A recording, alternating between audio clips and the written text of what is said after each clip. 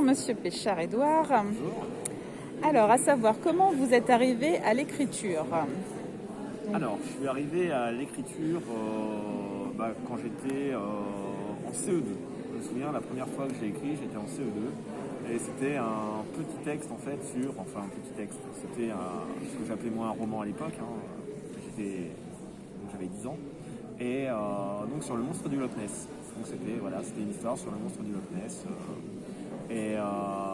D'ailleurs, mon premier lecteur, c'était mon grand-père. Et aujourd'hui encore, quand je sors un livre, c'est toujours lui qui lit le livre en premier. Très bien. Du coup, vous avez un cercle familial qui était présent dans la lecture Alors, pas plus que ça. Ma grand-mère, en fait, était instite. Donc, c'est peut-être aussi ce qui m'a donné envie d'écrire. Donc, ouais, vous aviez commencé déjà par une bonne nouvelle, alors. Oui, voilà, une nouvelle assez grosse. C'était une dizaine de pages, je me souviens. Donc, j'étais en CE2. Et qu'est-ce qui vous avait donné envie à ce moment-là d'écrire? Comment dire, je ne sais pas. C'est venu comme ça. C'était un jour où j'étais malade et j'avais du temps. Voilà, du temps. Voilà. Qu'est-ce que ça vous a apporté d'écrire? Écoutez, ça m'apporte la sérénité et puis c'est quelque chose que j'adore faire. Donc voilà, c'est une passion, tout simplement. C'est déjà ça. Donc du coup, c'est votre grand-père le premier à vous avoir lu. Oui. Est-ce qu'il y a des choses que vous écrivez en sachant très bien que vous n'allez pas les montrer? Généralement non. Peut-être que ça m'est arrivé dans le passé, mais aujourd'hui, généralement quand j'écris, c'est pour poursuivre mes sagas. Donc honnêtement, j'ai pas trop de temps pour écrire autre chose. Donc la première fois que vous avez été publié, c'était avec quel livre? C'était avec mon premier ouvrage que j'ai écrit, donc ma première saga, c'était Alundis.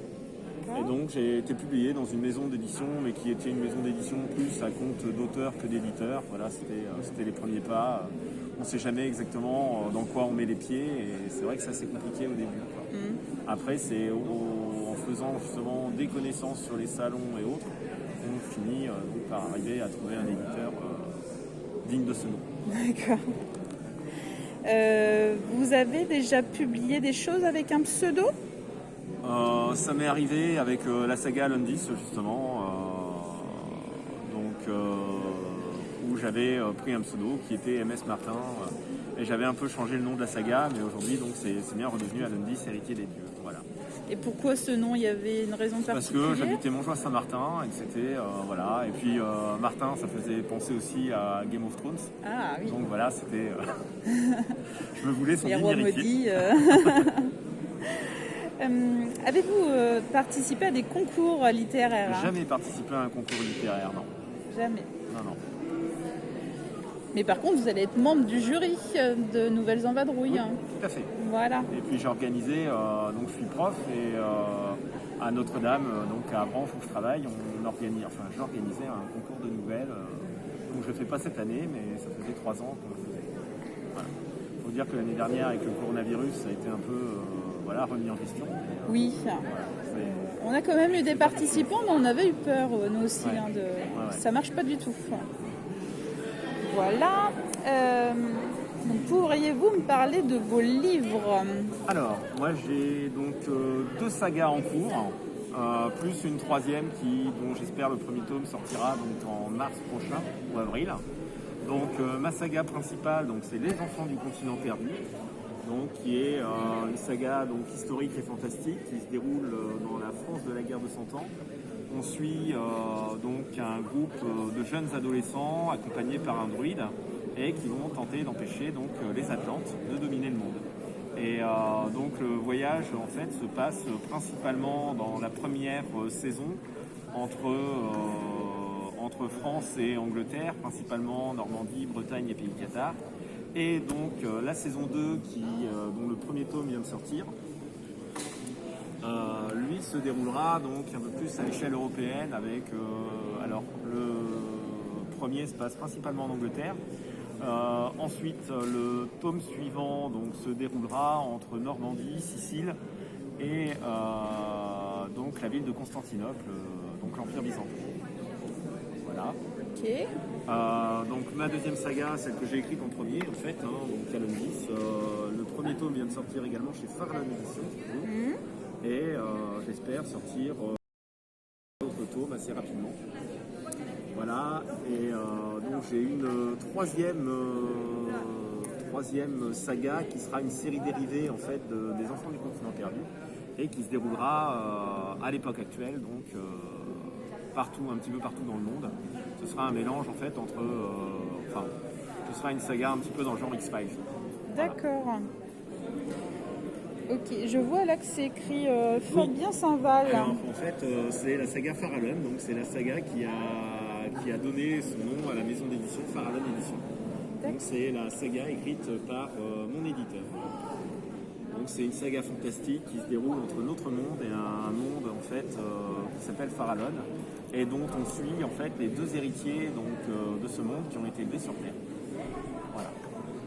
Donc science-fiction et fantastique et plutôt pour des adolescents, des jeunes adultes. Honnêtement, les enfants du continent perdu, Farallon, même Alone 10, ça s'adresse à un public à partir de 10-11 ans. Farallon peut-être plus 12-13 ans. D'accord. Voilà. Mais globalement, un public assez jeune. Après, c'est bien sûr pour tout public. Donc voilà. Est-ce que vous testez sur vos élèves Ben, pas tellement. En fait, j'aime pas trop mélanger mes deux univers. Voilà. Donc pas tellement. Après, il y en a qui le savent, il y en a qui le lisent, mais globalement, pas tant que ça. D'accord.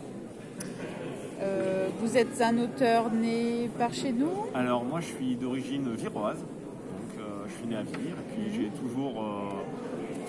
toujours vécu en Normandie, donc j'ai fait mes études à Caen et maintenant je suis sur Avranches. D'accord, ok. Voilà. Et vos coups de cœur?